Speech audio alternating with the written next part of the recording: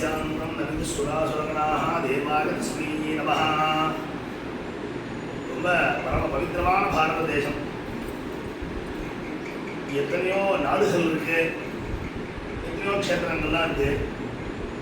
நம்ம பாரத தேசத்தில் நம்ம பிறக்கிறதுக்கே தனியாக ஒரு புண்ணியம் பண்ணும்.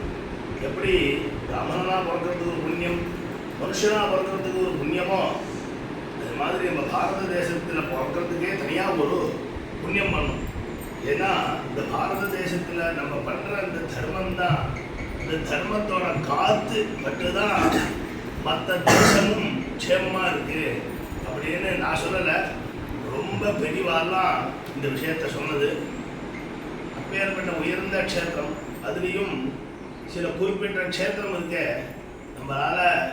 நம்ம வாயால் சொல்ல முடியாது. அது ஆதிசேஷனால், 1000 தலை உள்ள ஆதிசேஷனாலையும் இந்த க்ஷேத்திர மகாத்மியத்தை சொல்ல முடியாது அப்படின்பா. அதில் குறிப்பிட்ட சில க்ஷேத்திரங்கள் உண்டு. விருத்தாச்சலம் பக்கத்தில் சிதம்பரம், கும்பகோணம், இது மாதிரியான உயர்ந்த க்ஷேத்திரம். இந்த க்ஷேத்திரத்தை காத்தால் இருந்து அந்த க்ஷேத்திரத்தை நினைச்சிருந்து ஒரு நமஸ்காரம் பண்ணால் போடும், நம்மளுக்கு மோட்சத்தை கையில் கொடுத்துருவே பகவான். அப்பேற்பட்ட உயர்ந்த க்ஷேத்திரம். அந்த உயர்ந்த க்ஷேத்திரத்தில் பிரம்மோத்சவம் அப்படின்னு ஒன்று உண்டு. பிரம்மோத்சவம் என்னென்னா, இந்த சுவாமிக்கு முதல்ல இந்த ஊரில் வந்து அவருக்கு நம்ம க்ஷேமத்துக்காக நம்ம ஆற்றுலேயே ஒரு பூஜை பண்ணுறோம், ஒரு வரலட்சுமி நோம்பு பண்ணுறோம், ஒரு பிள்ளையார் சதுர்த்தி பூஜை பண்ணுறோம், இல்லை டெய்லி ஒரு பஞ்சாயத்தில் பூஜை பண்ணுறோம்னா சுவாமிக்காக பண்ணார். சுவாமி ஏதோ அபிஷேகத்துக்கு எங்கேயோ காத்துட்டு நம்மளுக்கு யாரும் அபிஷேகம் பண்ண மாட்டாரா, 10 நமஸ்காரம் பண்ண மாட்டாரா, அவருக்கு ஏங்கி நம்ம பண்ணலை. நம்மளோட க்ஷேம லாபத்துக்காக நம்ம உத்தீர்ணம் ஆகணும், இந்த வாழ்க்கையிலேருந்து நம்ம உத்தீர்ணம் ஆகணுங்கிறதுக்காக நம்ம க்ஷேமத்துக்காக பூஜை பண்ணுறோம், சுவாமி நமஸ்காரம் பண்ணுறோம். அதே மாதிரி நம்ம ஒரு வேத பாராயணம் நடத்துகிறோம்னா நம்ம க்ஷேமத்துக்காக நடத்துகிறோம், லோகக்ஷேமத்துக்காக நடத்துகிறோம். இதை தான் மகாபெரிவா மனசில் வச்சுட்டு ஒவ்வொரு ஜீவனும் கரையேறணும் அப்படிங்கிறத ரொம்ப வேதம் நம்ம ஒரு விஷயத்தை பற்றி அது உயர்ந்ததா அது எப்படிங்கிறது நம்ம புத்தி சக்தி வேண்டாம். பெரியவாள்லாம் சொல்லியதை வச்சு நம்ம பார்த்தான்னா அதோட பிரசம்சைன்னு சொல்லுவோம், அதோட உயர்வு விஷயம். அது என்னென்னா, இப்போ சந்தியாவந்தனம் பண்ணுவோம் நம்ம எல்லாம் சொல்கிறோம். சந்தியாவந்தனத்துக்கு அவ்வளோ பெருமை அப்படின்னா அது எங்கே பண்ண சொல்லியிருக்கா, எப்பேற்பட்ட இடத்துல அதை விடாமல் பண்ணுங்கோ அப்படின்னு சொல்லியிருக்கான்னு பார்த்தேன்னா இந்த சந்தியாவந்தனத்தோட மகத்துவம் நம்மளுக்கு புரியும். அதாவது அம்மா அப்பா ஒரு காலகதி அடைஞ்சிட்டோம் அப்படின்னா சந்தியாவந்தனம் மாத்தியானி சமயமாக இருந்ததுன்னா சந்தியாவனம் மாத்தியானம் பண்ணிட்டு இந்த காரியம் பண்ணி அப்படின்னு அப்படின்னா எப்பேற்பட்ட சமயத்தில் சந்தியாவனம் மாத்தியானம் பண்ணிட்டு பண்ணுங்கன்னு சொல்கிறா அப்படிங்கிறத நம்ம பார்க்கணும். இதே மாதிரி ஒவ்வொரு விஷயத்தையும் நம்ம கவனிக்கலாம். அப்போ பிரம்மோத்சவ சமயத்தில் பிரம்மா ஏற்படுத்தின ஒரு உற்சவம், இதுதான் பிரம்மோத்சவம்னு பேர். அந்த சமயத்தில் வேத பாராயணம் அப்படின்னா அதுக்கு தனியாக மகத்துவம், அளவு கடந்த ஒரு பலன், புண்ணியம். அப்படிங்கிறதுனால தான் மகாபெரிவா ஒரு காரணத்தோடு தான் 4 கோபுரம் உள்ள இடத்துல பாராயணம் சொல்லி நடந்துகிட்டே இருக்குது. பல இடத்துல நடந்தது. நடுப்புற கொஞ்சம் குறைச்சலாக இந்த ஊரில் கொஞ்சம் நின்றுட்டு இருந்தது. அது சுவாமி ஏதோ ஒரு காரணத்துக்காக தான் நிறுத்தி வச்சுருந்தேன். அந்த நிறுத்தி வச்ச காரணம் என்னென்னு நம்ம அப்போ புரியாது. நம்மளுக்கு ஒரு க்ஷேமத்துக்காக இப்போ நம்மலாம் இதில் ஈடுபடணுங்கிறதுக்காக தான் நிறுத்தி வச்சுட்டு அது நம்ம கையில் ஒப்படைச்சிருக்கேன். ஏன்னா இது இன்னும் பல வருஷம் அனுசியூத்தமாக நடக்கணும், பரம்பரையாக நடத்தணுங்கிறதுக்காக தான் சுவாமி வச்சுட்டு நிறுத்திட்டு நம்மள்கிட்ட கொடுத்துருக்கா.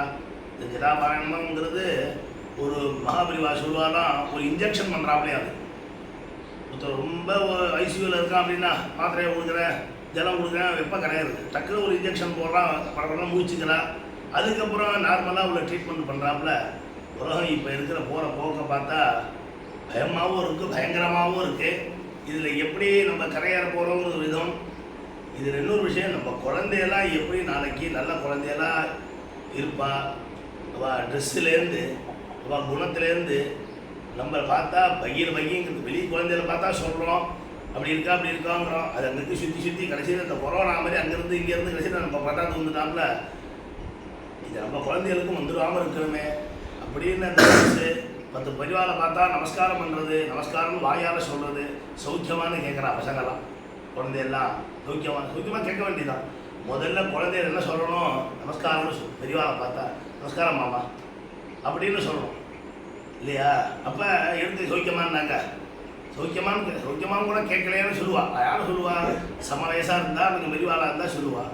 இப்போ நான் முடிச்சுட்டு வந்த குழந்தையெல்லாம் சௌக்கியமா அப்படின்னா அப்படி இல்லை. அது விஷயம் அப்படி கிடையாது. அது ஸ்டெப் பை ஸ்டெப்பாக வரணும் இல்லையா? குழந்தைய முதல்ல என்ன நமஸ்காரம் அப்படின்னு சொல்லணும். அந்த சம்ஸ்காரம் வரணுமே, அது ஆற்றுலேருந்து வரணும், பாடசாலையிலேருந்து வரணும், நம்ம சொல்லித்தரணும். சொல்லித்தரத்துக்கே தெரியல. இப்போ அப்பா அம்மாலாம் என்ன சொல்கிறா? குழந்தை ரொம்ப சொல்ல முடியல சார் அப்படின்னு. நீ வேணே முடிச்சுடுறோம் அப்படின்னு சொல்லு. இப்போ உன்னோட ஃபெயிலியர்னு அர்த்தம். இப்போ நீ படிக்கலை, நீ எப்படி குழந்தைய வளர்க்கணும்னு நீ தெரிஞ்சிக்கலன்னு அர்த்தம் இல்லையா? அப்போ நீ சொல்லணும், குழந்தை பெரியவா இருந்தால் ஏந்துக்கும், இன்னும் நமஸ்காரம்னு சொல்லு அப்படின்னு சொல்ல தெரியல, உன சொல்லி வைக்க தெரியலன்னா அது யாரோ ஃபெயிலியர். குழந்தைய சொல்லத்தை கேட்கலன்னு ஒரு 15 வயசு 10 வயசு 18 வயசு குழந்தையில போய் பழிய போடுறேன் இல்லையா? அதே மாதிரி நான் எங்கே போனாலும் ஒரு விஷயம் சொல்கிறது, இந்த கால்ச்சட்டை ஒன்று பர்முடாசன்னு சொல்கிறான் இல்லையா? யாருக்கு வேணால் அது சிரமமாக இருக்கும். அதை போட்டுண்டு எனக்கு என்ன தோன்றுறது, ஒரு ஆற்றுக்கு வரும்போது நேராக வந்து ஊஞ்சல்லையோ ஒரு ஸ்டூல்லையோ வந்து உட்காருங்கோ. உங்களோட காஸ்டியூம் சுதந்திரம்னு சொல்கிறேன், உட்காந்து. நான் வேஷ்டியை மடித்து கட்டின்னு உங்காத்த வந்து உட்கார்ந்தேன்னு சொல்லுவோம். வேஷ்டியை மடித்து கட்டின்னு உங்காத்த வந்து உட்கார்ந்தேனால் உங்காத்து மாமியோ உங்கள் அம்மாவோ உங்கள் அக்காவோ தங்கையோ எனக்கு பாலோ காப்பியோ ஒரு டம்ளர் தீர்த்தம் கொடுக்க இது தவிர வந்தாக்க நீங்கள் ஒத்துப்பேதா? கஷ்டம்தான், கஷ்டம். அப்போ இன்னொருத்தராத்தில் வந்து ஒரு டிராயர் தொடைய தெரியலாப்புல போட்டுருந்து உட்கார்ந்து இப்போ எங்காத்து மாமியோ எங்கள் அக்காவோ தங்கையோ எப்படி தீர்த்தம் கொடுக்க எடுத்தாப்புல வர சொல்கிறது? இது வந்து ட்ரெயினில் பஸ்ஸு. அப்போ நம்மளோட கலாச்சாரம் எங்கே போகிறது? ஏன் இது யாரும் சொல்லி கொடுத்தா டிராயர் போட்டுக்கணும்? டிராயர் வந்து எந்த வயசில் போட்டுண்டா? 60 வயசு மாமா போட்டுக்கிறேன். இது உங்கள் அப்பா காலத்தில் நீங்கள் 60 வயசுக்கு முன்னாடி இப்படி இருந்தாரா? இப்போ என்ன மாறுதல் இது? அப்போ நம்ம இந்த மாறுதல்னா நம்ம எங்கேருந்து மாறணும்? நம்மகிட்டேருந்து மாறணும். அதுக்கு நம்ம புண்ணிய காரியம் நிறையா பண்ணிகிட்டே தான் இருக்கணும். ஏன் இவ்வளோ நேற்றுக்கு படினேன், நேற்று அங்கே வேத பாராயணம் சிரமம் பண்ணேன், இங்கே இந்த சத்சங்கத்தில் கலந்துன்னு போகலையே. அப்படி இப்போ கலந்துட்டும் உங்களோட காஸ்டியூம்லேருந்து எதுவுமே மாற மாட்டேங்கிறது. அது சம்ஸ்காரம், மனசுக்கு அது ஒரு காரியமாக பண்ணக்கூடாது. நம்மளுக்கு பக்தி வேணும்னு சுவாமிகிட்ட பிரார்த்தனை பண்ணணும். எப்படி ஒரு குழந்தை சாக்லேட்டோ ஏதோ ஒரு பதார்த்தம் கேட்டால் அம்மா அப்பா உடனே வாங்கி தர மாட்டாங்க, புடிவாதம் பண்ணும். குழந்தைகள் புடிவாதம் எனக்கு வாங்கி கொடுக்கும். அப்போ நம்மள்கிட்ட நம்மளுக்கு சம்ஸ்காரம் வேணும், எனக்கு பக்தி வேணும், எனக்கு ஞானம் வேணும், எனக்கு இந்த வாழ்க்கை போகும். ஒரு சரணத்தில் விருத்தகிரீஸ்வர சரணத்தில் காலாந்தரத்தில் எனக்கு நல்ல புத்தியை கொடுத்து எய்யம்பாபி ஸ்மரண் பாவம் ஜெஜத்தந்தே கலேபரம் தந்தமேவேது கௌந்தேய சதா தத்பாவ பாவிதாங்கிற சுவாமி. என்ன நாயா பிறந்துட்டேன், கழுதியா பிறந்துட்டேன், நீ வருத்தப்படாத, நீ கேட்ட நான் கொடுத்தேன். நீ என்ன பண்ண, எப்படி சதா மாம் அனுஸ்மர, என்ன எப்போதும் எப்போதும் என்ன நினைச்சிருந்தே, குலதெய்வத்தை நினைச்சிருந்தே, எப்போதும் பெரியவாளை யாராவது ஒரு மகான்களை நினைச்சிருந்தே நடந்தாங்கன்னா கடைசி சமயத்தில் ஒரு பகவத் ஸ்மரணை வந்து நீ பகவத் சரணத்தை அடையலாம். அதை விட்டுட்டு நீ எப்போது சினிமா ட்ராமா அவளை பற்றி குத்தம் இவாளை பற்றி குத்தம்னா கடைசியில் அதே தான் தோணும். அப்போ நாங்கள் நாயாக பிறந்துட்டேன், கழுதியாக பிறந்துட்டேன் அப்படின்னாங்க தப்பு யாரும் இல்லை, சுவாமி மேலே சொல்லியிருக்கேன். நீ என்னென்ன நினச்சிப்போ, நீ இப்படி வாழுன்னு சொல்கிற, அதை விட்டுட்டு வேற விதமாக வாழ்ந்துட்டோ, அப்போ அதில் உள்ள சிரமங்கள் ஏற்படும் போது சுவாமியை குத்தம் சொல்லி பிரயோஜனம். அதனால் நம்மளுக்கு ஒவ்வொருத்தருக்கும் சத்சங்கம் வேணும், என்ன நல்ல புத்தி வேணும், சத்காரியத்தில் ஈடுபட்டுட்டே இருக்கணும். இது மாதிரியான உயர்ந்த வேத கைங்கரியத்தில் ஈடுபட்டே இருக்கணும். எப்படி ஒரு பெரிய விருட்சம் இருக்குது, எத்தனையோ மரங்கள் இருக்குது, அதுக்கு நம்ம வந்து அந்த விருட்சங்கள்லாம் செழிப்பாக நல்லா இருக்கணும்னா ஒவ்வொரு ஒவ்வொரு இலையாக பார்த்து ஜலம் விடுறது கிடையாது.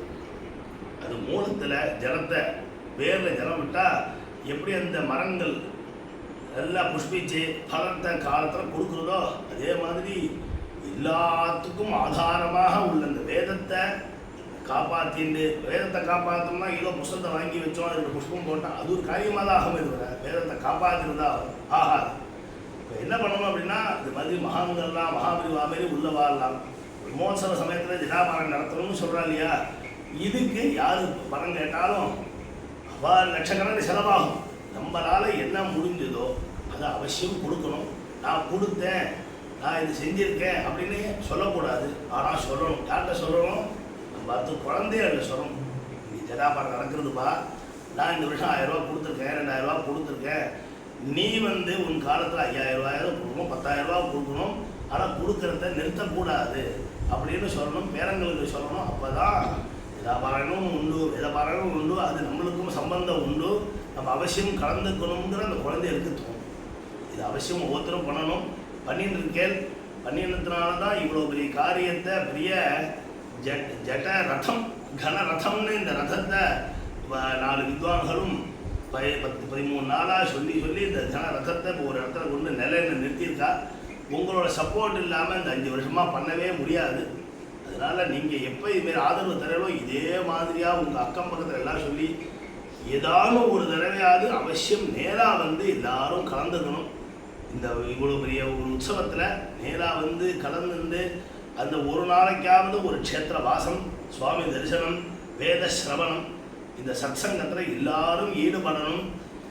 நீங்கள்லாம் அங்கே வெளிநாட்டில் இருக்கேன், அந்த ஊரில் இருக்கேன், இதே ஸ்மரணையில் இருக்கிறதுனால தான் நீங்கள் வந்து இவ்வளோ பெரிய காரியத்துக்கு ஆதரவு பண்ணுறேன்.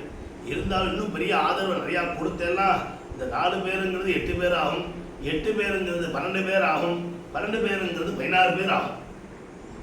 விருத்தி ஆகும். விருத்தி ஆகிறதுக்கு அது நம்மளுக்கு திரவியம்ங்கிறது தேவைப்படுறது. ஏன்னா யஜ்ஞஸ தட்சிணா பாரியா அப்படின்னு ஒரு பெரிய காரியம் நடக்கிறது அப்படின்னா தட்சிணை கொடுக்குமா? எப்போ ஒரு ஆத்துக்காரர் வந்தால் கூட மாமி வராளோ, மாமி வந்தால் தான் மாமாவுக்கு கௌரவம், மாமாவோட வந்தால் தான் மாமிக்கும் கௌரவம். எப்படி தம்பதியாக வராளோ தட்சிணையோடு வந்த ஒரு சத்காரியம்தான் அதுக்கு கௌரவம், நம்ம அதுக்கு கொடுக்குற கௌரவம். அதனால் நீங்களாம் அவசியம் நேராகவும் கலந்துக்கணும்.